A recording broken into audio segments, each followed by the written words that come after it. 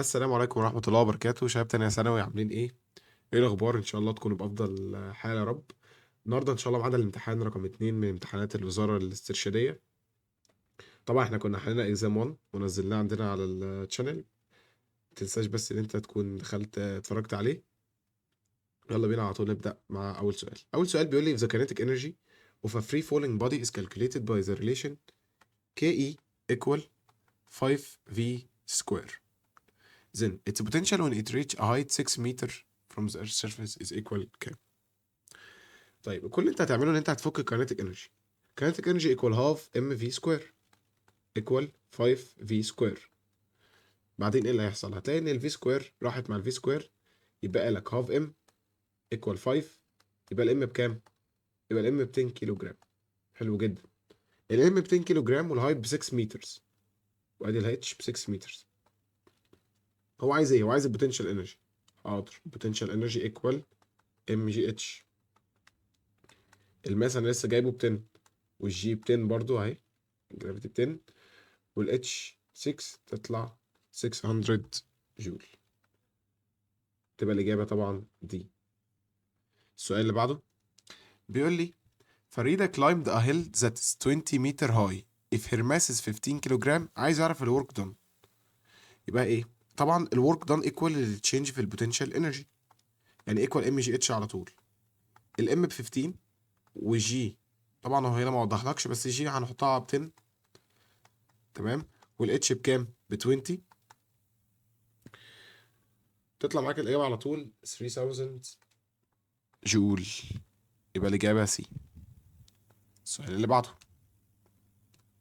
بيقول لك a ball fell to the ground from a height 5 meter using energy concepts، يعني استعمل ال law of conservation of energy. تمام كده. كان بيقول ايه ان ال law of conservation of energy؟ كان بيقول لك ان ال energy is neither created nor destroyed but it's changed from one form to another. وكنا بنقول ان الميكانيكال انرجي دايما constant ما بتتغيرش. طيب ماشي. بيقول لك ال velocity of the ball just before it hits the ground، اللحظة اللي هي قبل ما تخبط الأرض على طول. على فكرة أنت لو عندك كورة بتقع كده من هايت، اللحظة اللي هي هتنزل تصطدم بيها في الأرض الفيلوسيتي هنا بتبقى ماكسيموم ماكسيموم ماكسيموم، فالكاينيتيك انرجي هي كمان ماكسيموم. عايز تقول إيه برضو؟ عايز أقول لك إن الكاينيتيك انرجي تحت كده بتساوي الميكانيكال انرجي. طب أجيب الميكانيكال انرجي إزاي؟ ما أنت معاك الاتش ماكسيموم، معاك الاتش ماكسيموم ب 5 متر، 5 متر أهي. يبقى هتقول له على فكرة البوتنشال انرجي ايكوال الكاينيتيك انرجي. الكاينيتيك انرجي فوق تساوي الكاينيتيك انرجي تحت. potential energy فوق يعني ام جي اتش ماكسيموم ايكوال هاف ام في سكوير ماكسيموم. بص بقى اللي هيحصل، الماس راح مع الماس، عشان كده هو ما ادالكش الام اصلا بكام. والجي زي ما اتفقنا هو ما اعرفش ليه مش بيديك الجي، بس الجي ب 10 خلاص ماشي. والاتش ماكسيموم 5 ايكوال هاف في ماكسيموم سكوير. طبعا هتودي الهاف هناك فهتبقى 50 في 200، يبقى في ماكسيموم سكوير ب 100. يبقى الفي ماكسيموم بكام؟ روت ال 100 تطلع معاك 10 متر بير سكند. يبقى الإجابة بي. السؤال اللي بعده بيقول لك a car with mass 2000 كيلوجرام is moving at a speed 20 meter per second. The car began to decelerate، يعني الفيلوسيتي بتاعتها بدأت إنها تقل and came to a stop يعني ال v final بزيرو after a distance 100 متر. عايز يعرف ال average friction force بكام.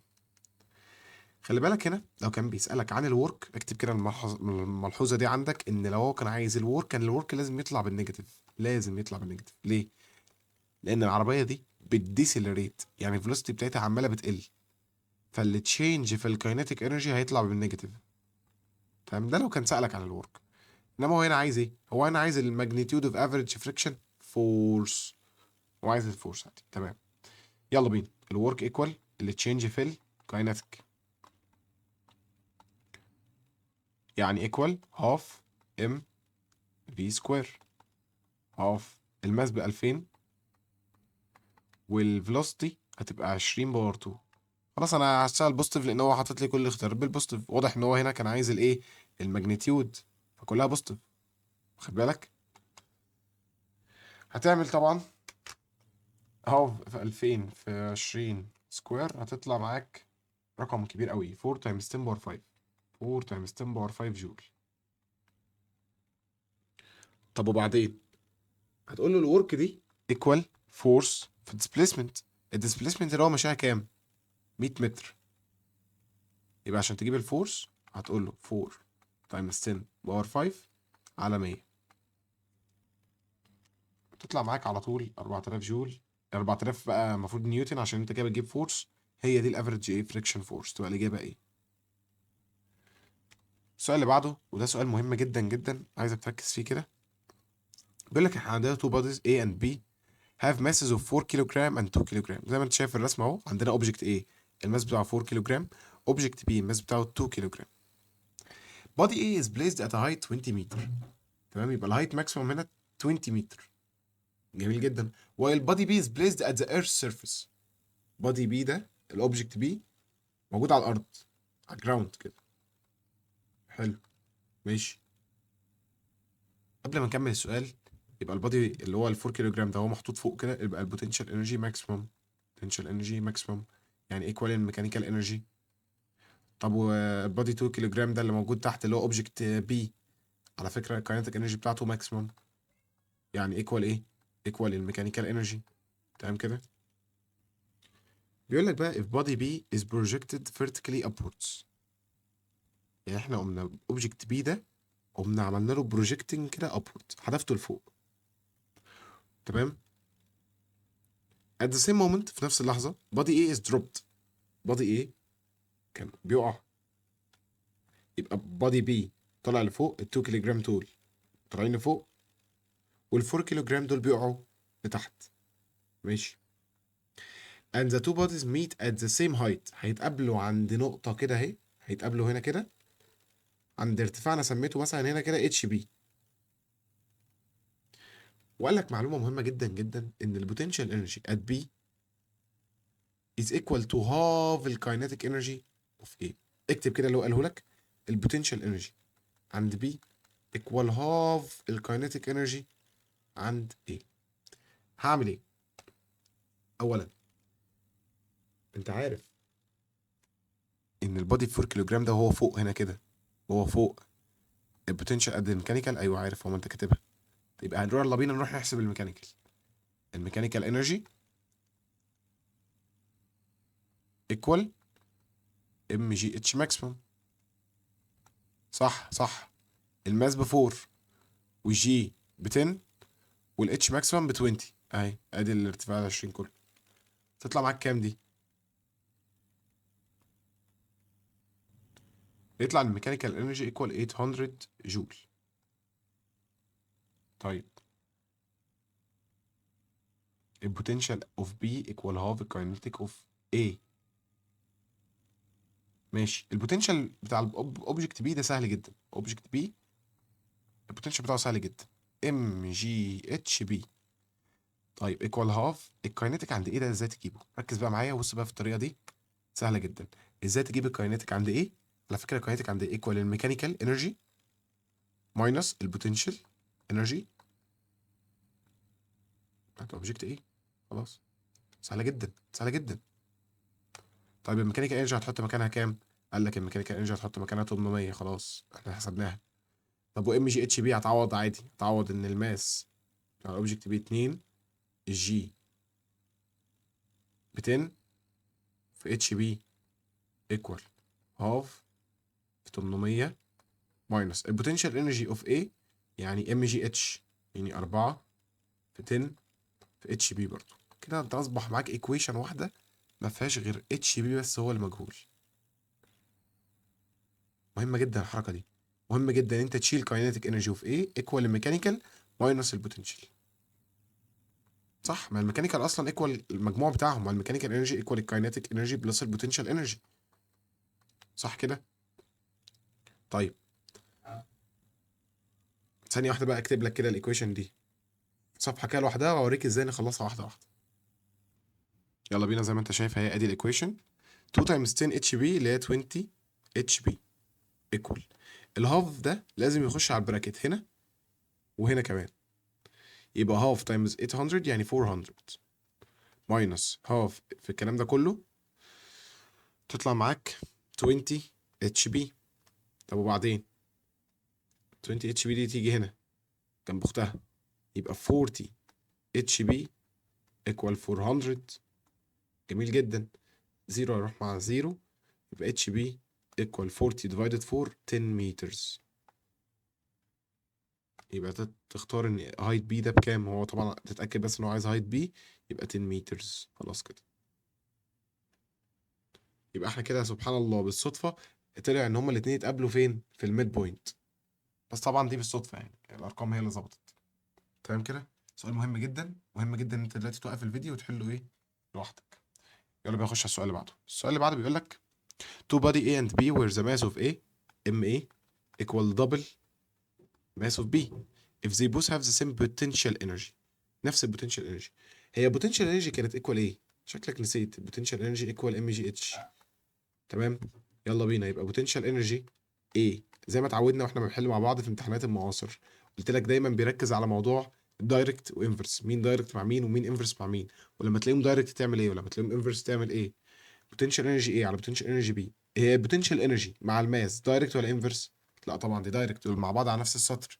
يبقى ام ايه اوفر ام بي تايمز جي. طبعا ما ينفعش تعمل تايمز جي على جي لان كده كده جي واحده هيطيروا مع بعض. يبقى تايمز اتش اي على اتش بي. بص بقى ركز بقى معايا. بيقول لك ايه؟ بيقول لك البوتنشال انرجي ذا سيم، نفس البوتنشال انرجي، طيرهم مع بعض. يلا بينا. يبقى لك 1 ايكوال ام اي على ام بي تايمز اتش اي على اتش بي. انا شايف بصراحه ان انت تروح تودي دي هناك بعكس الاشاره، يعني تايمز تروح هناك ديفايدد، هتتشقلب هتبقى اتش بي على اتش اي ايكوال ام اي على ام بي. انت عارف ان احنا ممكن بخطوه واحده على طول لما بوتنشال انرجي ثابت والجي ثابت يبقى الام والاتش انفرس لبعض، الام والاتش انفرس لبعض اهو زي ما انت شايف.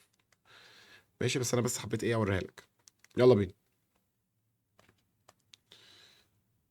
هتشيل ام ايه، انا كتبت لك تحتها كده عشان اهو تاخد بالك. هتشيل ام ايه تحط مكانها 2 ام بي، يبقى هايت بي اوفر هايت ايه ايكوال 2 من ماس بي على ماس بي. ولحسن الحظ هيطيروا مع بعض. طلع معاك ايه؟ ان هايت بي على هايت ايه ب 2 ايكوال 2 اوفر 1. يبقى هايت بي هو الدبل، يبقى بادي بي is at a distance او it as at a height double الهايت بتاع ايه اللي هي اختيار رقم دي اهو اهو ادي الاختيار رقم دي. السؤال اللي بعده بيقول لي if a pendulum is left to move in a room completely void of air and is fixed to a frictionless pivot. عايز يعرف الجراف اللي يريبريزنت الميكانيكال انرجي. يا راجل انت بتهزر. ميكانيكال انرجي دايما كونستنت ثابته ما بتتغيرش. ليه؟ لان الميكانيكال اصلا بتبقى عباره عن مجموع الكايناتيك. ثانيه واحده. الميكانيكال انرجي ايكوال الكايناتيك انرجي بلس البوتنشال انرجي. فانت عندك لما الكايناتيك انرجي كانت بتزيد كان البوتنشال انرجي يقل عشان يفضل الميكانيكال انرجي كونستنت. خلاص دايما ثابته. يبقى احنا عايزين نختار ايه؟ ان الميكانيكال انرجي ثابته. هل هي ساين ويف؟ لا. ستريت لاين سلوبنج داونورد، يعني هل عامل كده ستريت لاين سلوبنج داونورد كده؟ ده كده اسمه اديتيف انفرس. A curve start from zero and increase. لا. هي طبعا الإجابة دي هي صح جدا. straight line parallel للتايم اكسس constant time مع ايه؟ مع الميكانيكال انرجي. مهم وحلو جدا جدا جدا. السؤال اللي بعده بقى عايزك تركز جدا كده معايا. هعمل لك سلايد تلخص لك القصة دي كلها. هو هنا في السؤال بيقول لك ايه؟ بيقول لك if the distance separating the second crest and the x crest. انت طبعا لازم تبقى عارف ان قمة الترانسفيرس ويف دي اسمها كريست، والقاع ده اسمه ايه؟ ترف. ده كده كريست وده ترف. بيقول لك المسافة الديستنس اللي ما بين السكند كريست. هي فين السكند كريست؟ ادي دي السكند كريست. انت عارف ان من السكند كريست لحد الاكس الكريست مثلا رقم اكس وليكن دي مثلا دي اكس كريست. ودي السكند كريست اهي من على الرسمه. بيقول لك المسافه ما بينهم اسمها ال. يبقى الويف لينث بكام؟ على فكره الويف لينث ايكوال اكس على ان، اللي هي مسافه على النمبر اوف ويفز. طب المسافه انت عارف ان هي اسمها ال، هو قال لك ال. النمبر اوف ويفز بقى تجيبها ازاي؟ تعالى بقى اخش معاك كده على السلايد اللي وراها. بص كده، قال لك المسافه من الكريست لكريست، مثلا لو عايزين من الكريست الاولى للكريست الثالثه بتاخد n2 minus n1، يعني 3 ناقص 1 هتطلع معاك 2 ويفز. يبقى لو من كريست لكريست بتعمل n2 minus n1، الكريست الثانيه minus الكريست الاولى.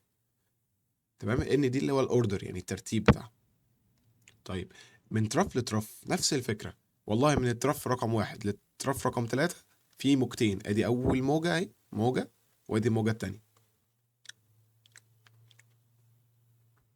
موجه اهي، 1 بعدين 2. طب عملت ايه؟ بدل ما مش عشان ما اقعدش ارسم بتاخد n2 minus n1 على طول. طب لو من كريست بقى لترف، من كريست لترف بتاخد n2 minus n1 بس اجمع عليها نص. يعني مثلا من الكريست الاولى لحد الكريست من لحد الترف الثالثه هتلاقي بص ادي 1 ويف اهي، ادي موجه وادي موجه تانية، وادي عندك هنا كده ده هاف. فخلاص فهتلاقينا بقى بالريليشن دي ان من كريست لترف بتاخد n2 minus n1 بس ما تنساش تعمل بلس هاف. طب من تراف بقى لكريست تعمل برضو n2 minus n1 بس تعمل ماينس هاف. تمام كده؟ دي كده بص كل الحالات اللي ممكن تيجي على المسألة دي. هو هنا عايز منين من فين لفين؟ عايز من كريست لكريست عادي، من كريست من السكند كريست للاكس كريست. يبقى نمبر اوف ويفز n2 minus n1 على طول، تبقى الإجابة ايه؟ السؤال اللي بعده بيقول لك in a transverse wave الفيرتيكال ديستانس، على فكرة الفيرتيكال اللي هو ده الفيرتيكال، وده كده اسمه الهوريزونتال. قلناها في الامتحان اللي فات واكدنا عليها في امتحانات المعاصر. لو انت لسه ما اتفرجتش عليها خش شوف الثمان امتحانات بتوع المعاصر هيلموا لك الدنيا. الفيرتيكال ديستانس ما بين الكريست والترف، من الكريست ادي كريست اهي لحد الترف، من كريست لترف دي قد ايه تعتبر؟ قال لك دي تعتبر نص موجة. الفيرتيكال ديستانس ما بينهم ايكوال الهوريزونتال ديستانس ما بينهم برضو. سبحان الله، الهوريزونتال ديستانس قد الفيرتيكال ديستانس. طب هي الفيرتيكال ديستانس دي تعتبر ايه؟ قال لك دي تعتبر 2 من الامبليتيود. طب والهوريزونتال قال لك دي تعتبر نص موجة، نص اللمدة. وقال لك ان سبحان الله الاثنين قد بعض. حلينا سؤال شبهه بالملي في الامتحان الاولاني. يبقى هاف لمدة ايكوال 2 من الامبليتيود. هي دي الريليشن اللي احنا طلعنا بيها. تمام. بيقول لك بقى لو انت معاك السبيد 340 سنتيمتر بير سكند والفريكونسي 17 هرتز، فهتعوض في قانون ال V اللي هو equal ال wavelengths في الفريكونسي. ال V 340 سنتيمتر، فانت هتخليها 3.4 عشان تحولها بس من سنتيمتر لمتر، يعني تعمل 340 على 100 تطلع 3.4 equal ال wavelengths مش معايا والفريكونسي ب 17. على طول اعمل 3.4 divided 17 هيطلع اللمدة ب 0.2. خد اللمدة اللي هي ب 0.2 دي عوض بيها هنا كده، يبقى هاف 0.2 equal 2 من الامبليتيود.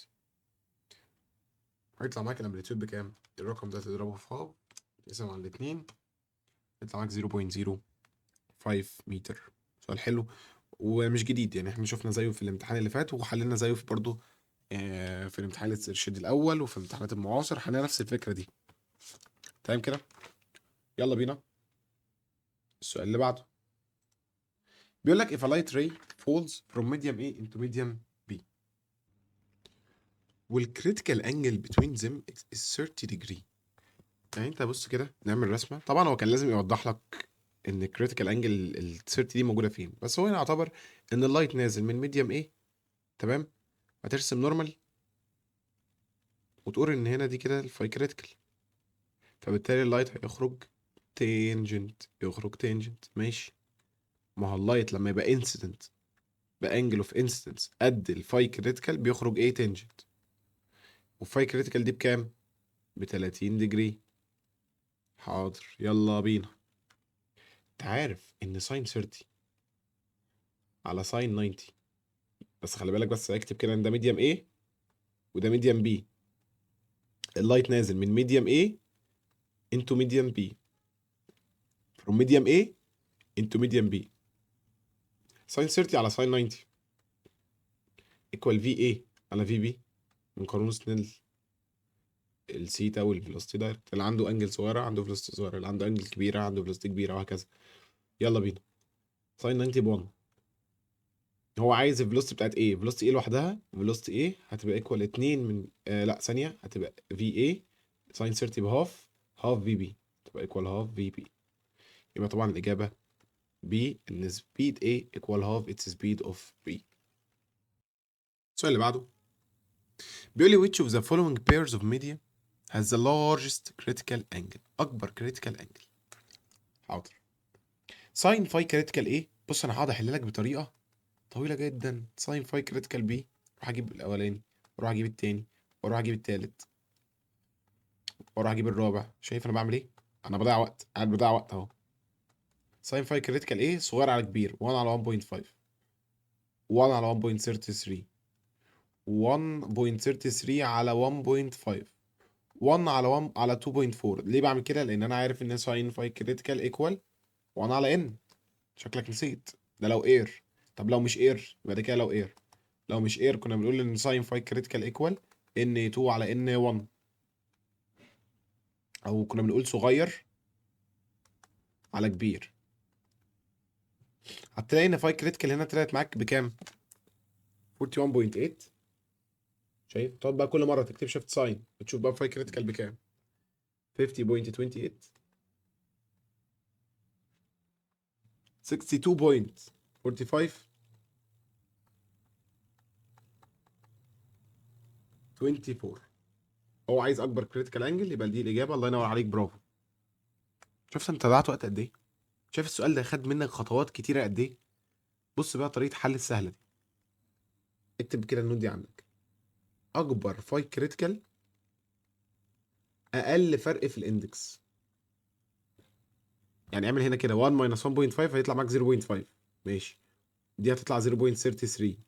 دي هتطلع معاك تقريبا 0.2، حاجه صغيره كده، 0.2 تقريبا او 0. تعالى نتاكد ثانيه واحده.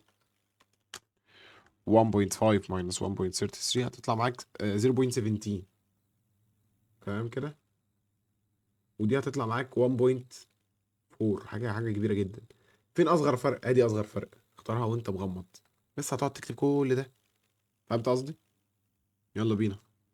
السؤال اللي بعده بيقول لك a light ray falls at angle 45 on the interference between two media.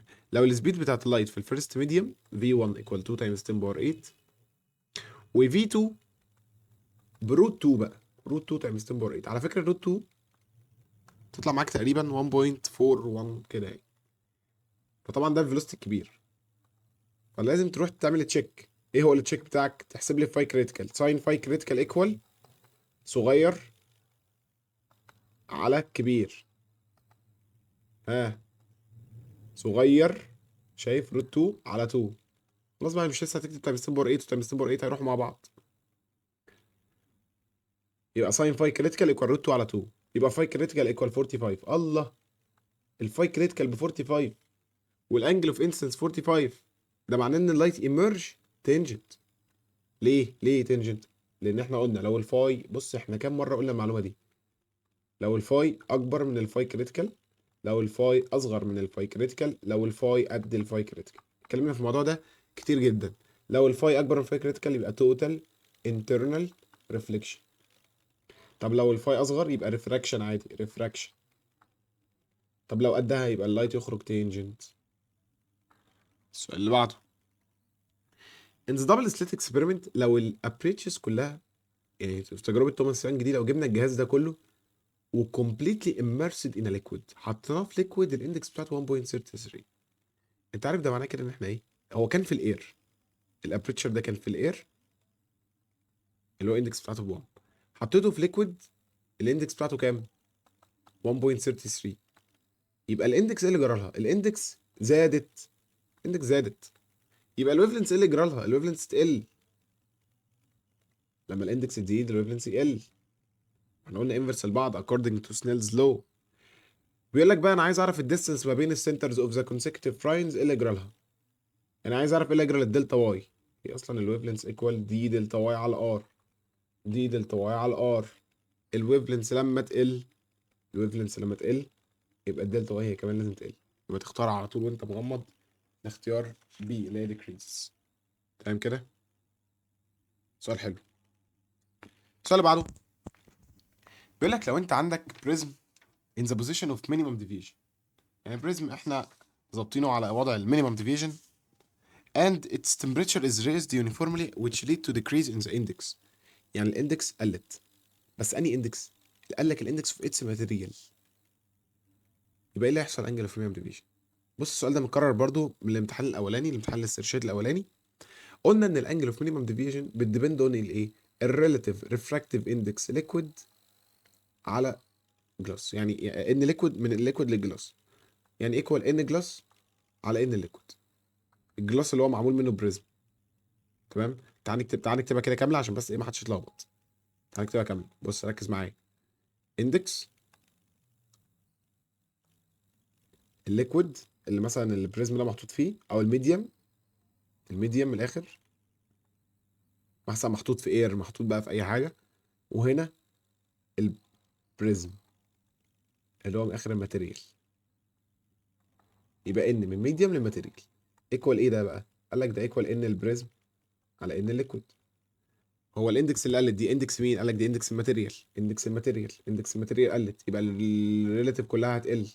الريلاتيف هي كمان كلها هتقل، يبقى الانجل اوف ديفيجن هي كمان هتقل. يبقى الاجابه ديكريز. واضح ان هم السنه دي يا جماعه مركزين معاكم قوي قوي قوي في حوار الدايركت والانفرس. مهم جدا جدا. بص المسائل كلها بتتحل بالطريقه دي، تشوف مين دايركت مع مين، مين انفرس مع مين. لازم تشغل دماغك. السؤال اللي بعده برضه نفس الفكره. direct to inverse if monochromatic light falls on two slits separated by distance d، والمسافه اللي ما بين السكرين والبارير r، والديستانس ما بين two slits doubled. يبقى هو زود الدي للدبل، وعايز يخلي الدلتا واي ثابته. على فكره الويفلنس ايكوال دي دلتا واي على الار، ويفلنس ايكوال دي دلتا واي على الار. هو عايز الدلتا واي ثابته. هات الدلتا واي لوحدها في طرف، هتلاقي الدلتا واي ايكوال ويفلنس في ار على الدي. عايز الدلتا واي ثابته، عايز الدلتا واي ثابته، والدي زادت للدبل. عارف ان لو الدي زادت للدبل لازم كمان الار هي كمان تزيد للدبل، لان هما دايركت لبعض. شكرا جدا، كتر الف خيرك. شايف دايركت. السؤال اللي بعده بيقول لك why do two cups of tea on a table not stick to each other due to law of universal gravitation despite having mass distance between them. يعني مثلا لو افترضنا كده انت عندك ترابيزه، معلش يعني اسف على بشاعه الرسمه، وعندك هنا كده كوبايتين شاي، كوبايه شاي كوبايه شاي تاني. تمام. ليه الكوبايتين الشاي دول ما يروحوش يستيك تو اتش اذر؟ طالما نيوتن قال ان اي جسمين في الدنيا بيحصل ما بينهم جرافيتيشنال فورس. هل لان المسافه ما بينهم اصغر من اللازم؟ على فكره لو المسافه ما بينهم قليله فالفورس اوف جرافيتي عاليه جدا جدا جدا. احنا قلنا الفورس اوف جرافيتيشن انفرس مع الار، لما الار تبقى قليله الفورس تبقى عاليه. يبقى اختيار ايه ده؟ هبد. لان اليونيفرسال جرافيتيشنال لو doesn't apply to liquids. ده قال لك ده ابلاي لاي حاجتين في الدنيا. قال لك لان الهواء اللي ما بينهم بيزقهم.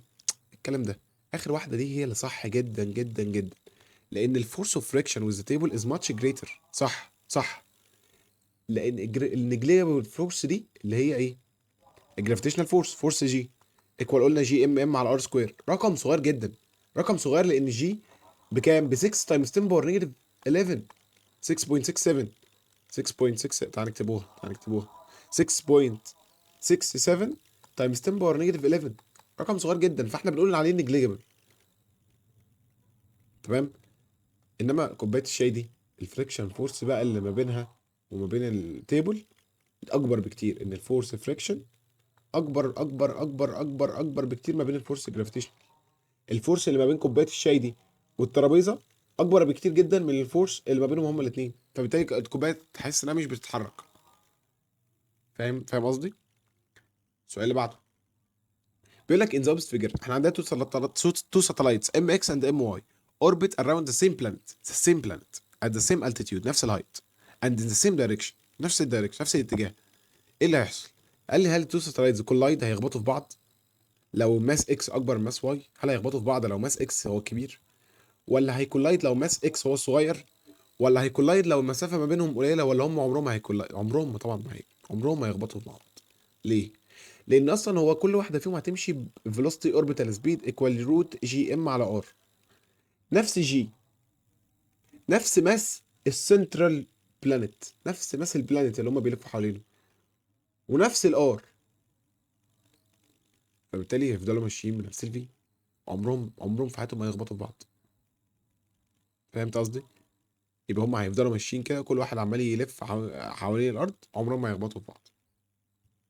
السؤال اللي بعده بيقول لك which of the following graph represent الريليشن ما بين الجرافيتيشنال فيلد انتنسيتي جي مع الجرافيتيشنال كونستانت. انت بتفكر في ايه؟ الجي ده رقم ثابت عمره ما هيتغير، 6.67 تايمز 10 باور نيجاتيف 11. اكتب كده جنبه ان ده رقم عمره ما يتغير، عمره، عمرك ما تغيره، رقم ثابت. السؤال اللي بعده بيقول لك if a tangential velocity of a body moving in a circular path is 11، يبقى ال V equal 11 meter per second. تمام. if the body completes 30 revolutions يبقى ال N equal 30 in 2 minutes، 2 في 60. ليه طبعا عملت تايمز 60؟ لان انا عايز احول من minute لسكند، عايز يعرف الدايمتر. خلاص ماشي. على فكره قانون التانجنشال فيلوسيتي V equal 2 باي R على البريودك تايم، 2 باي R على البريودك تايم. ال V بكام؟ ب 11، 2 باي، معكش الار، هو اصلا عايزها وعايز الدايمتر. احنا بقى ممكن نعمل حاجه بقى حلوه قوي، 2 ار دي عباره عن الدايمتر، فاحنا ممكن نشيل كل ده ونكتب مكانها باي في الدايمتر، وهات له بقى الدايمتر، خلص نفسك على طول. طب البريودك تايم كنا بنجيبه ازاي؟ فاكر البريودك تايم تي على ان؟ فاكر 2 في 60 على الان بكام؟ 30. يبقى طبعا هتعمل 11 في 2 في 60 يعني في 120 على ال 30، وفي الاخر هتعمل ديفايدد باي، تطلع معاك الدي تقريبا 14 متر، اللي هي اجابه سي. السؤال اللي بعده بيقول لك real life applications of centripetal force include all of the following except drying clothes in automatic washing machine. دي كانت من الابلكيشنز. هما بص من الاخر كانوا 3 ابلكيشن. اول واحد الواشنج ماشين، الغساله بتاعت اللي هو الهدوم، واشنج ماشين. وتاني حاجه كانت الاميوزمنت بارك، اللي هو الملاهي، اميوزمنت بارك. واخر حاجه كانت الكوتون كاندي ماشين، اللي هي ما كانت بتاعت غزل البنات. تمام كده. التلاتة دول كنا بنستعملهم في ايه؟ بنستخدم فيهم السنتريبيتال فورس اهو، A و B و C صح، كلهم صح. اميزمنت بارك، كوتون كاندي، واشنج ماشين. انما بص دي ده اختيار غريب جدا. increasing the car speed on curves، يعني في الطرق الكيرف كده، او مزود السرعه، ده غلط طبعا، المفروض اقلل السرعه. السؤال اللي بعده بقى سؤال مهم جدا، بيقول لك a diver using breathing apparatus is at a horizontal distance 280، يبقى هو كده على بعد 280 من الشور، من الشاطئ اهو، على بعد مسافه 280. ركز بقى معايا. and at a depth 90 متر، مسافه 90 متر عمق. the diver fires a laser، ضرب ليزر كده من تحت الميه للميه للسيرفيس بقى، للسطح الميه. so that the beam hits the water، يبقى هو ضرب هنا كده شويه على ليزر، شويه على ليزر، شايف الليزر اهو، هيتس الووتر، فحصل له ايه؟ ريفراكشن، انكسر. واخد بالك؟ تمام ماشي. خلي بالك ان 280 هي المسافه كلها، دي كده كلها 280. ركز بقى كده في الموضوع ده عشان مهم جدا. دي كده كلها على بعضها 280. حلو. شعاع الليزر هيخبط هنا على بعد مسافه 190 اهي، ادي 190، يبقى الباقي كام؟ يبقى الباقي 90. حلو جدا، حلو جدا. تعرف تجيب الانجل دي؟ طبعا فاي، انا سميتها فاي.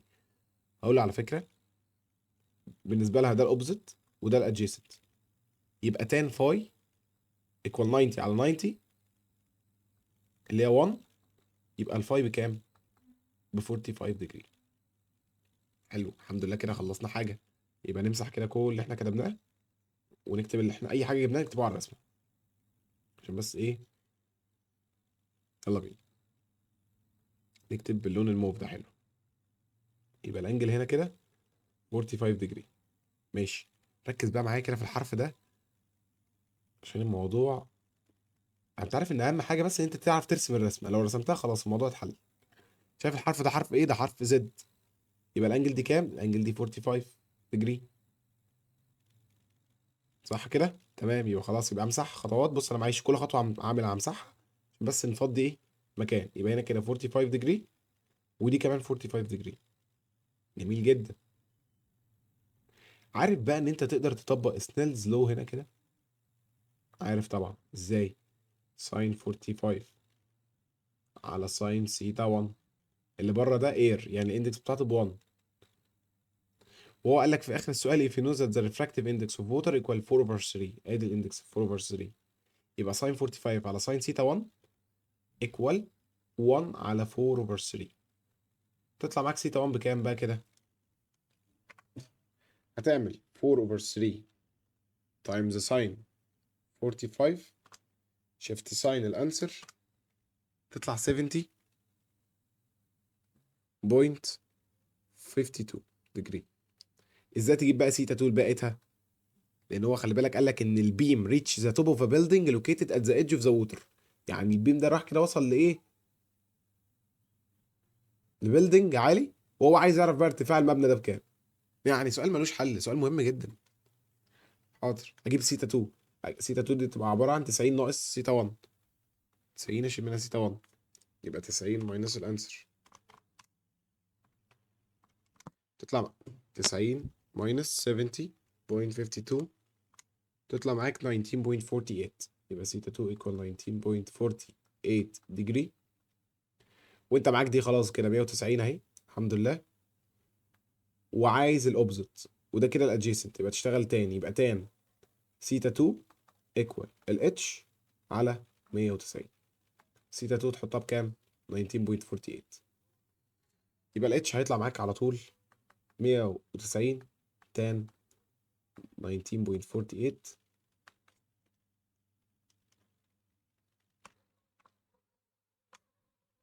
تطلع معاك الإجابة على طول 67. الاتش كده 67.2 مترز. سؤال من الأسئلة الجامدة جدا، مهم جدا جدا. اكتب عليه كده ان هو سؤال في اي بي، وتتوقع ان هو يجيب لك حاجه زيه عادي. لازم تركز وتعرف ازاي ترسم وتطلع الجيفن عندك. تمام كده. السؤال اللي بعده a car with mass 1200 كيلو جرام، مديك السبيد ومديك الراديوس، عايز الفريكشن فورس، يعني عايز السنتريبيتال فورس ل ام في سكوير على ار.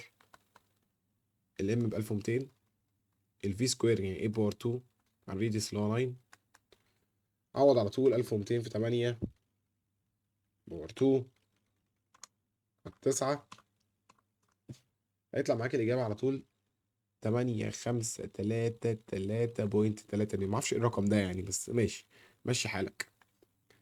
ادي كده الفورس. طبعا ما تنساش تكتب لي اليونت في اسئله المقالي.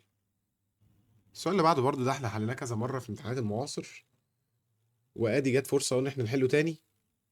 ركز معايا. كان بنفس الارقام، كان مديك الاندكس بروت 3،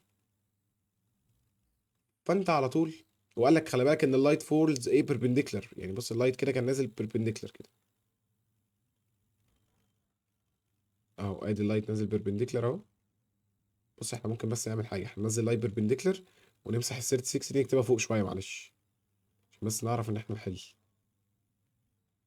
نكتب ال 36 دي كده فوق اهو 36 ديجري. واللايت فولز ايه؟ بيربنديكولار. تمام. هيجي هنا بقى، اللايت هيخرج ريفراكت ولا توتال انترنال ريفليكشن ولا يخرج تانجنت ولا اعمل ايه؟ عندي ثلاث احتمالات، فعشان اعرف اختار انهي احتمال لازم اعمل تشيك صغير كده. يبقى ارجع واعمل تشيك. ايه اللي تشيك؟ التشيك بتاعي ان انا اجيب ساين فاي كريتيكال اللي هو ايكوال 1 على ان، يعني 1 على روت 3. فاعمل شيفت ساين 1 على روت 3 هيطلع معاك 35.26 ديجري. كده انت جبت فاي كريتيكال. وابدأ بقى احسب، يلا بينا. ادي هنا كده 90 وهنا كمان 90. 90 بلس 36. ما انت كده جبت الانجلز دي، محتاج تجيب الانجل بقى دي هتبقى 180 minus 36 minus 90 تطلع 54. يبقى الانجل دي كده 54. يبقى بقيتها هنا كام؟ 90 minus 54 36. خلي بالك ان 36 تعتبر اكبر من فاي كريتيكال، اكبر منها. اي نعم رقم صغير بس مش مشكله. يبقى هيحصل توتال انترنال ريفليكشن اهو. ما احنا قلنا قبل كده، بص احنا قلنا في سؤال فوق، استنى والله انا ارجعك للسؤال اللي فوق، ثانيه واحده ثانيه واحده اهو. قلنا ان لو الفاي اكبر من الفاي كريتيكال يحصل توتال انترنال ريفليكشن، لو الفاي اصغر يحصل ريفراكشن، لو الفاي قدها يحصل تنجنت. قلناها، قلناها 30 مره. يلا بينا. يبقى الانجل دي كام؟ ادي الانجل دي 36 زيها بالظبط. طب والباقيتها من هنا كام؟ ادي هنا كده 54. 54 و 72 يبقى 180 ماينس 54 ماينس 72 تطلع 54 برضو. يبقى الانجل دي 54. الانجلز بقى هتبدأ تتكرر تاني. نغير اللون، تعالى نخلي لون ايه مثلا، لون ايه؟ هات اللون اللبني ده، حلو. نورمال. بعدين اللايت يحصل له ريفليكشن. ادي ريفليكشن 54. يبقى بقيتها كام؟ 36. 36 يبقى بقيتها هنا برضو 36. خلاص اللعبة تبدأ تكرر. يبقى هنا برضو 54. 54 و 72 يبقى هنا 54. بتتكرر برضو، بتتكرر. يبقى 36. ال 36 دي برضو لسه اكبر من فاي كريتيكال، احنا لسه اكبر. فاهم قصدي؟ اللايت يبدأ يرجع تاني. تعال نطلعه هنا كده بس عشان ايه؟ عشان بس نعرف نكتب مش اكتر. يبقى هنا 36 زيها وهنا 54. عايزك بقى تركز في حاجة مهمة جدا. شايف التريانجل ده؟ اتأكدنا عليه قبل كده. التريانجل ده كده، ده ده اهو، شايفه؟ ركزت عليه. الانجل ده في التريانجل ده ب 36 ودي 54. يبقى الانجل اللي هنا صح كده، دي الوحيده اللي متبقيه. اجيبها ازاي؟ 180 ماينس 36 ماينس 54. اوبا، دي الانجل دي 90. يبقى اللايت هيخرج suffering no deviation. قلناها وعملناها بنفس الطريقه في الامتحانات اللي فاتت. يبقى اللايت يعني قدروا كده ان هو خارج 90 ماشي، وعامل ايه؟ suffering suffer no deviation. ففي الحاله دي بيسالك بقى اللايت هيعمل كام مره توتال انترنال ريفليكشن، كام مره يعمل ريفليكشن؟ قول له ادي كده مره اهي، ادي اول مره اهي واحد، وادي تاني مره يحصل فيه ريفليكشن، وادي تالت مره يحصل ريفليكشن. يبقى النمبر اوف توتال انترنال ريفليكشنز 3. صعبه هي بصراحه، تقيله شويه بس احنا شفناها كتير. السؤال الاخير معانا في الامتحان الاسترشادي بيقول لي a vibrating body completes one full oscillation every 40 millisecond. يبقى البريدك تايم equal 40 times 10 باور نيجاتيف 3. حلو. The sound reach a person at the distance 216 متر، يبقى دي equal to 116 متر from the body after a time of 0.6 seconds. يبقى التايم equal 0.6 seconds. خد بالك ان التايم بكتبه تي سمول والبريدك تايم بكتبه تي كابيتال. عايز الديستنس ما بين السكند كومبريشن للفيفث كومبريشن. والله لا رجعك تاني عشان احنا قلناها اهو. من كومبريشن لكومبريشن يعني كانك بتقول من تراف لتراف او من كريست لكريست، بتاخد ان 2 ماينس ان 1. خد لها سكرين شوت، خد لها سكرين شوت عندك كده عشان دي مهمه جدا. يلا بينا.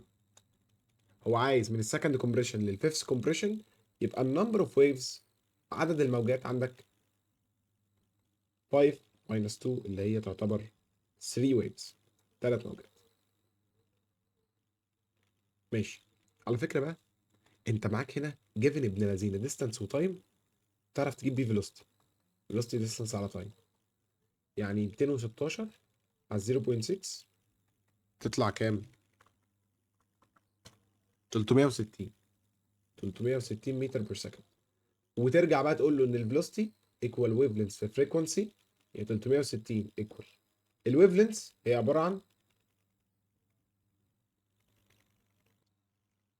مش عارف، مش معايا اصلا، سيبها فاضي. الفريكونسي ممكن اجيبها ان على تي، فريكونسي ان على تي، صح كده؟ يعني 3 على 40 تايمز 10 باور نيجاتيف 3. ما ينفعش اللي انا عملته كده ده، خلي بالك، ما ينفعش احط هنا كده ان على تي. ليه بقى؟ لان خلي بالك التي اللي انا حطيتها دي تي سمول، هنا هو مديك بريدك تايم، ادي بريدك، ده بريدك تايم كله، انت بقى تحطه مش ان على تي، ده هتحطه 1 على بريدك تايم، يعني تحطه 1 على 40 تايمز 10 باور نيجاتيف 3. يبقى اللامدا بكام؟ اللامدا هتطلع معاك 14 14.4. كده انت جبت اللامدا. هو بقى عايز المسافه بتاعت 3 ويفز، يبقى الديستنس بتاعت 3 ويفز يعني 3 في 14.4، تطلع معاك على طول الاجابه 43.2 43.2 متر. كده الحمد لله ده كان اخر سؤال. كده احنا الحمد لله نبقى خلصنا الامتحانات الاسترشاديه بتاعت الوزاره، الامتحانين دن. توفيق يا شباب، معلش انا عارف ان الامتحانات مستوى تقيل شويه والافكار فيها دسمه، بس حاول فيها، حاول حل، مشي ايدك في الاسئله، شوف ايه اللي بيتعطل فيه كتير، واللي يقف معاك على طول ابعت لي. شد حيلكم يا شباب، بالتوفيق ان شاء الله، بتمنى لكم كل التوفيق، والسلام عليكم ورحمه الله وبركاته.